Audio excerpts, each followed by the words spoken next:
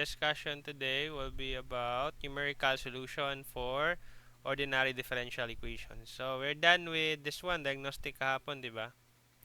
Now, yung method dito, okay, gagamitin natin as comparison dito sa i-discuss natin na method for solving ordinary differential equations, particularly kapag na-involve tayo sa mga tinatawag nating IVP or initial value problem na mga ODEs. Initial value problem. Pag sinasabi natin initial value problems, so meron tayong initial values na binibigay dyan. Wherein, yung isang variable is 0 and yung isang variable meron din siyang value with respect to that variable. Okay? So, yung ginagamit na method is tinatawag natin Runge-Kutta. Okay, Runge-Kutta fourth order method or RK4 yung ano niya, no? Yung abbreviation niya. The RK4 or the Runge-Kutta fourth order method is the workhorse of the numerical integration. Well, the Euler method, actually meron pang method, no? Isa dito is yung Euler method. So hindi na natin yan discuss. Dito lang tayo mag-focus sa RK4, no? Para konti lang yung magiging ano natin, no? Coverage, kumbaga. Anyway, between Euler and RK4, yung RK4 din yung mas accurate, no? Kaya tinatawag siyang or kaya sinasabi siya as the workhorse of the numerical integration. Okay. While the Euler method is too inaccurate and the Taylor series method requires tedious higher order derivatives, yung RK4 provides a high degree of accuracy. Okay? Yung error niya, okay, is proportional to h over 4. So, step size niya raised to the power of 4. Kapag the more mag-increase yung exponent dito, okay, lesser at lesser yung value niyan, no? Okay, lesser at lesser yung value niyan without requiring anything more than the first derivative function. Yung gagamitin na natin is yung first derivative function of the Taylor expansion, no? So, sino ba nagbuo ng Runge-Kutta, no? Okay, developed around 1900s by German mathematicians, si Carl Runge and si Wilhelm Kutta. So, the method is based on the idea of taking several trial steps within a single interval to cancel out lower order error terms. So, sila yung nagbuo o develop the Runge-Kutta fourth order method. Okay? Now, essentially, instead of using the slope at the beginning of the interval, ayan yung method ng Euler, no? RK4 or the Runge-Kutta fourth order method uses a weighted average of 4 different slopes. So, meron tayo ditong mga variables or mga constants pala, k sub 1, k sub 2, k sub 3, and k sub 4. Anong ibig sabihin nito? Yung k sub 1, that is the slope at the beginning of the interval. Take note, we are still under the parang integration method pa rin tayo class, ha. Numerical integration pa rin to kasi yung mga ordinary differential equations, di ba, mga dy over dx plus 5 5y equivalent sa 3, ganyan, di ba? Example na lang ito, no? So, kinukuha natin yung mga solutions nito. So, how can we solve for the solution? Usually, ni-integrate natin yan, no? So, part pa rin itong Runge-Kutta sa numerical integration. Okay? Pero hindi na to kasali sa inyong exam tomorrow, ha? Yung exam niyo tomorrow, yun na yung sinabi ko, no? Yung previous nating na discussion. Okay? Going back, yung k sub 1 natin, that is the slope at the beginning of the interval. Yung k sub 2 natin, that is the slope at the midpoint. Okay, we will be using k sub 1 at 2 step, okay? So, parang ano to class, ladderized ba? Okay? You cannot solve the k sub 2 kapag hindi mo makuha yung k sub 1. Hindi mo din ma-solve yung k sub 3 kapag hindi mo yung makuha yung k sub 2 and so on and so forth. Parang naka-ladderize tayo dito. Okay? May ripple effect siya ba? Okay? K3 is the refined slope at the midpoint. Okay, using K2 to step and slope at the end of the interval using K3 to step. Okay? So, ano yung formula niya, no? For an initial value problem, no, defined by dy over dt. Okay, yun ang ibig sabihin nito. This is a differential equation as a function of t and y. Okay? Considering that yung value natin ng y at time is equal to, or at t, or yung variable t natin is equivalent to 0, is equivalent din sa y sub 0. So, kapag meron tayong ganito, then that is what we call initial values. These are the initial values. Wherein at t equivalent to 0, we have the value of y equivalent sa y sub 0 also. Okay, ganyan, no? So, kapag may ganito daw tayo, okay, di na natin i-derive yan, no? Okay, ito na yung magiging formula niya directly. Okay, ito na yung magiging formula niya, no? So, yung y sub n plus 1 natin, equivalent yan sa y sub n plus 1/6 of your step size. Tapos, we have here k1 plus twice of k2 plus twice of k3 plus k4. Okay? So, you just need to memorize this one. This is RK4 or Runge-Kutta-Ford method. Okay? Again, y sub n plus 1 equivalent sa y sub n plus 1/6 multiplied by the step size h. Then, the quantity of yung K1 plus 2K2 plus 2K3 plus K4. So, sir, paano kukunin yung mga values ng K sub 1, K sub 2, K sub 3, and K sub 4? To solve for the values of K sub 1, K sub 2, K sub 4, ito yung gagamitin natin na formulas. So, for K sub 1, we will just evaluate the differential equation. Okay? When T sub n, yung T natin, at yung Y natin is Y sub n. Anong ibig sabihin nito? This is basically your initial values, no? Yung T sub 0 at saka yung Y sub 0. Now, pag makuha na natin yung K1 natin, that is the slope at the beginning of the interval, kukunin naman natin yung slope at the midpoint. So, to do that, yung T sub n natin, yung initial value natin, dadagdagan natin yan ng step size, half of the step size. Then, comma, yung y sub n naman, yung y natin, magiging y sub n plus, i-multiply natin yung k1, yung slope at the beginning of the interval, sa half of the step size. Okay, yan yung pagkuha natin sa k2. And then, kapag nakuha na natin yung k2, gagamitin natin yan to solve for the value of k3.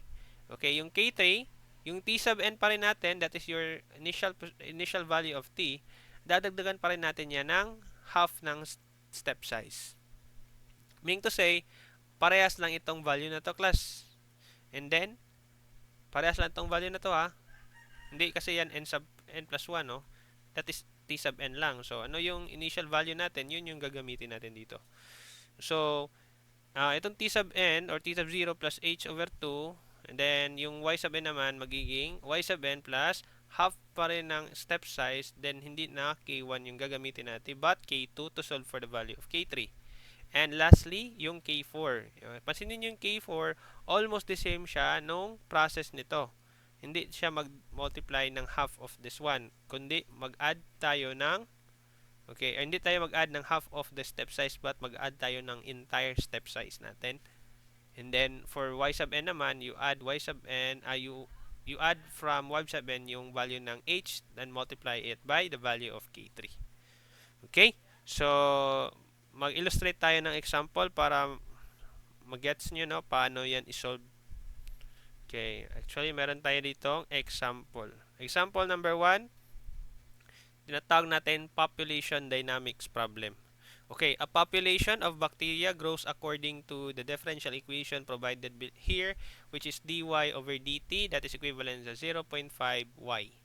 Now, if the initial population, sabi dito, di ba, we have here a function of y, okay, y with a function of t, no? Or parang meron tayong dalawang variable, yung y at saka t.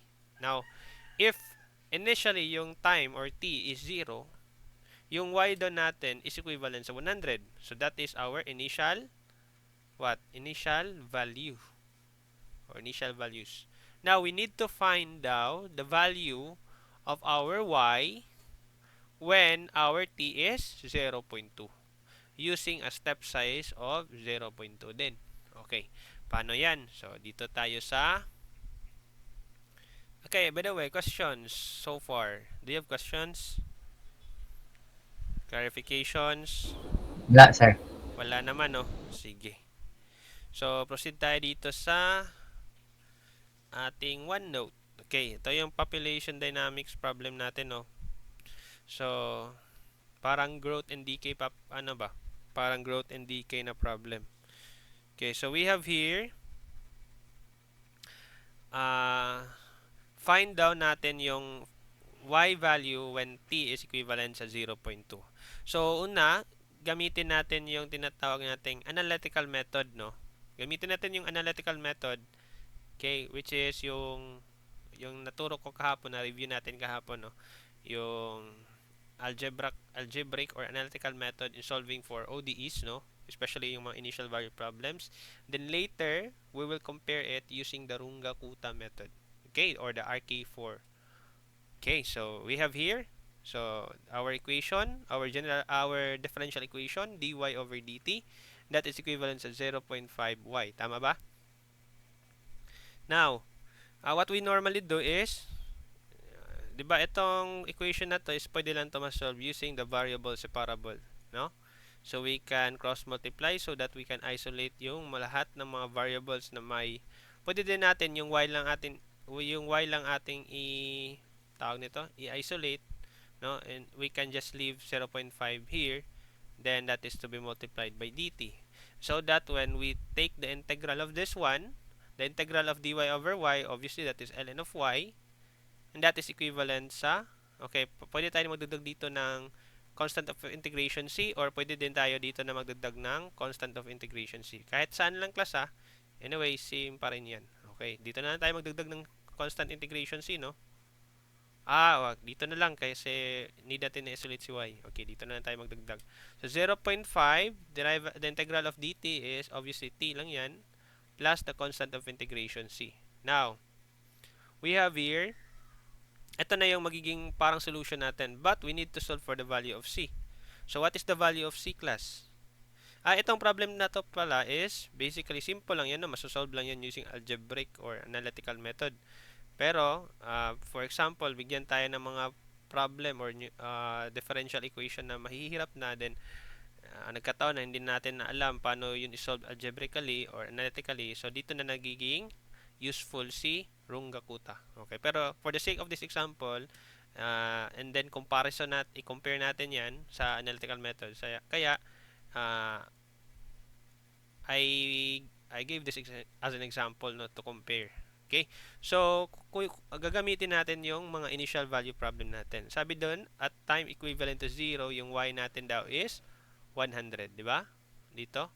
At time is t equal to 0, yung y natin is 100. Okay? So, gagamitin natin to. So, we have here ln of 100. Yung y natin 100 is 0.5 times 0 plus c. Therefore, yung c pala natin is ln of 100. So, ito yung gagamitin natin na value for c here. So, therefore, yung magiging solution pala natin, is ln of y, equivalent yan sa 0.5t plus ln of 100. Okay?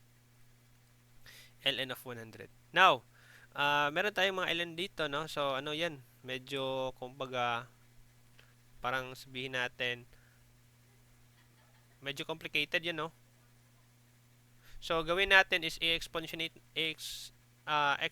natin yan. Okay, we can exponentiate both sides. Magiging e raised to the power of ln of y, equivalent sa e raised to the power of 0.5t plus ln of 100. Sorry, ln of 100. Okay? So, ito, makancel lang yan. Magiging y, equivalent yan sa, ito, pwede natin yan i-multiply yung same base, parang 0.5t times e raised to the power of ln of 100. Wherein itong ln of 100, makancel lang yan, no? Tama ba, class? May negative ba to? Wala palang negative, no? So, positive talaga. So, akala ko negative. Nag-grow pa naman. Grow. Okay, tama. Growing kasi. Okay, so therefore, this one is equivalent sa y, equivalent sa 100 e raised to the power of 0.5t. Tama ba? Tama, hindi? Hello, is it there? Tama, sir. Okay, tama Tama, naman, sir. no? So, ano yung magiging value natin? So, this is basically our general solution, no? General solution natin or solution natin ng differential equation. So, we'll now find the value of y when t equivalent at 0.2. So, y therefore is equivalent sa 100 e raised to the power of 0.5 times 0.2. Okay, pakikuha ng value natin ng y dito, class. Ng value ng y natin dito, class. Okay, pakikuha ng calculator nyo, please. 110.52, sir. 100. 110.52. 52. Okay, 110.52. Yan yung magiging sagot natin using algebraic method. Tama daw? Tama ba? Try ko tingnan ko. Okay, tama naman, no? Okay, now, that is our answer, no? When t is equivalent to 0.2. Now, we'll compare it with using the Runge-Kutta method. Okay, using RK4 method. Okay, using RK4 method. So, ano yung formula natin for y sub n, sana, paano ba yan? Y sub n plus 1, that is equivalent sa y sub n, okay, plus 1/6, tama ba? 1 over 6 of the step size times k1 plus 2k2 plus 2k3 plus last is yung k4 lang. Tama ba to, class? Ito ba ang formula natin? Yes, sir. Okay, sige. So, una, kukunin natin yung k sub 1. This is our formula. Okay, for k sub 1, that is basically yung function natin. Gamitin natin, since t tayo, no? So, t sub n tayo dito. And then, we have here, y sub n. Okay? Then, k2, yung k2 natin is equivalent sa f, no? T sub n plus h over 2 step size, and then we have here y sub n plus h over 2 times k1. Okay, hindi naman mahirap yan i-memorize, no? Yung k sub 3 natin, f tapos t sub n plus h over 2, similar lang dito, comma y sub n plus h over 2, then multiply natin by k2 na naman. And then lastly, yung k4, f tapos t sub n, then whole h na ilagay natin, then y sub n plus h tapos k sub 3. Ayan yung magiging formula natin for k sub 1 hanggang k sub 4. Okay, now, let us try to substitute na, no? So, ano yung t sub n natin? Basically, 0, tama ba? Yung initial value natin ng t, okay, 0 yan. Ito yun, no? Ito yung magiging t sub n natin. Ito naman yung magiging y sub n natin, no? Yan yung magiging t sub n, and ito yung magiging y sub n. So, gagamitin natin yan. Sige, we have here 100 as for our y sub n. Okay?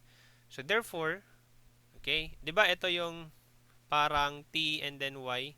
So, punta tayo dun sa ating equation ulit. So, we have here dy over dt. Yan yung magiging, yan yung differential equation natin. Now, ang gagamitin natin na equation, ito lang, 0.5y. Obviously, y lang ito, no? So, lahat ng values ng t, hindi magmamatter dito. Okay? Pero may mga problems, instances ng mga algebraic equation, or yung tawag nito, differential equations, na meron din ito parang, say for example, 5t, o ganyan. So, we'll be using this to do values here. Okay? So, ano yung magiging sagot natin dito? So, this is 0.5. Okay, bakit hindi natin isali yung dy over dt? Balik lang ako saglit, para hindi kayo malito, class. Diba sabi dito, yung dy over dt doon natin, inequate natin sa eto, f as a function of t and y. Kaya yung other side of the equation lang yung gagamitin natin at hindi natin isasali yung dy over dt. Kasi inequate na natin yan dito sa f of t sub n then y sub n. Okay, 0.5 tapos meron tayong y dito. Ang gagamitin natin ng y value is yung itong y sub n dito. So 100. So ang sagot nito is 50, tama ba? 50 ba to, class? So, yan na yung k sub 1 natin. Tama? Okay, paki-confirm daw if tama ba? Yes, sir. Tama, sir. 50, sir. Okay, sorry. Sandali, ha? Okay, then if we have like that, if we have this value, then gagamitin natin yung k sub 1 natin dyan to solve for the value of k sub 2. Okay, mangyari dito, so we have here f. So, ano yung t sub n natin? 0, no? Plus, yung h over 2 natin is 0.2 divide 2. Okay, that is 0 plus 0.1. Or that is basically 0.1 lang. Tama ba? Ito na part. Tama, class? Diba? T sub n plus h over 2. That is basically, yung T sub n natin is 0 plus 0.2 over 2. That is basically 0.1 lang lahat. Okay? So, 0.1 to dito ah. Where? Ito na. Where? Okay, sorry. Where? Baka malito kayo ba? Diretso ko naman good ilagay dito. Okay, then comma, yung y sub n natin, 100 plus 0.2 over 2, tapos yung k1 value is 50. Okay. Ano to class? Ano to? Value nito. Ay, itong value nito. So that is f of 0.1, comma, ano to? Kunin natin yung calculator ha. 100 105, sir. 0.1 times 5. 50 pala, sorry. So that is 105. Okay, tama. 105. Okay, kung 105 yan, therefore, yung 0.5 natin times 105, basically equivalent yan sa na to class, times 0.5. So that is basically equivalent sa 105. Ay, sorry. Tama ba? Mali. Plus na plus ko, no? 0.5 times 105. So that is basically equivalent to 52.5. Okay, ito 52.5. So, yan na yung magiging K2 natin. Yan, di ba? Yung K2 natin. Siguro dito ko na lang ilagay sa ibaba, no? Para hindi magkagulo later. Okay, hold on class ha. Solution, hindi magkagulo sa solution. Okay. Okay, ito na yung magiging K sub 1 natin. Dito na yung magiging K sub 2 natin. So, K sub 1, ito yon. K sub 2, ito yon. Okay. So, for the K sub 3, Kf of 0.1 pa rin, di ba? Kasi T sub n plus h over 2 pa rin yan. 0 plus 0.1 pa rin yan. So, 0.1, comma, K 100 plus 0.2 pa rin over 2. Now, gagamitin natin value dito is K sub 2, which is 52.5. Okay, ang magiging ano natin yan, 0.1, then comma, anong value nito? Okay, 100 plus 0.1 tapos 52.5. So, ang value nito is equivalent sa, ito, tama ba? 105.25? Tama ba, class? Yes, Yes, sir. yes, sir. Okay, 105.25. Okay, now equate natin yan. Ay, dito na ilagay, no? 0.5 tapos 105.25. Ang value nito is equivalent sa, multiply na natin directly ito by 0.5. So, sagot dito is 52.625. Tama ba? Yes, sir. Okay, yan ang yung value ng K3 natin. Okay, bilugan ko lang ha. Okay, and then lastly, yung K4 natin, f of, sabi dito, T sub n plus h. So, yung step size natin is 0.2. So, dito, 0.2 na to. Comma, eto, y sub n, 100 pa rin. Tapos, 0.2, then K3, which is 52.625. Okay? And that is basically equal to f. Tapos, 0.2, comma. Okay, ano yung value nito? 100 plus 0.2 times 52.625. So, sagot niyan is 110. Tama ba? 525. Yes, sir. Okay, yan yung value ng ating y sub n plus h tapos multiplied by k3. Now, that is equivalent sa 0.5 times 110.525. Basically, that is equivalent sa, multiply natin ito by 0.5. That would give us 55.2625. Tama ba? Po, sir. Okay, yan na yung value ng k sub 4 natin. Now, buo na or meron na tayong values ng ating k sub 1 hanggang si k sub 4. Okay? So, baka magtanong kayo, class, bakit sir, walang tawag nito. Hindi natin ginamit tong value ng t sub n plus h over 2, t sub n plus h over 2, then t sub n plus h. Okay, kasi nagkataon yung equation natin or right hand equation natin is y lang yung variable na involved. Kapag may t yan, so yung value ng t, okay, gagamitin natin itong mga values na to. Okay? Pero sa problem natin, hindi natin magagamit. Although, dapat natin ma-present yan dyan, no? So, therefore, going back sa ating working equation na, ano tawag nun? I guess this one, Darungakuta or RK4, Darungakuta fourth order method. Balik tayo dito. So, move ko lang ito saglit ha. This is problem number 2. Okay, sali pa dyan. Sali na. Okay. Okay. Try natin yan, di ba? Okay, so that is our working equation. So kukunin natin yung value ng y sub n plus 1 or basically yung ating working equation for y. So yung y sub n natin is 100, no? Plus, okay, 1 over 6, yung step size natin is 0.2, no? K sub 1 natin is, anong value natin dun? 50. 50 plus, okay, yung K2 natin, 52 point, multiply natin yan, 2 tapos 52.5. Okay, gawin natin itong bracket, plus 2 tapos 52.625, plus lastly is yung 55.2625. Okay, anong value makukuha natin dito, class? 110.52, sir. Okay, tignan natin 10 over 1 over 6. Okay, tapos 0.2. And then 50 plus 2 tapos 52.5 plus 2 tapos 52.625. And lastly is itong 55.2625. So, ang tagot dito is 110.52. Same ba? Same naman, no? So, this is 110.52. So, napansin ninyo, similar lang yung magiging sagot natin. So, basically, this is the value of y at t equivalent sa 0.2. Now, ano napansin nyo, class? Kung saan natin i-evaluate yan, say for example, di ba, i-evaluate natin yan at t equivalent sa 0.2, yan din yung magiging step size natin na value, okay? Kung hindi sakali, ibigay yung h ba. So, that is understood kung anong value nito, dito.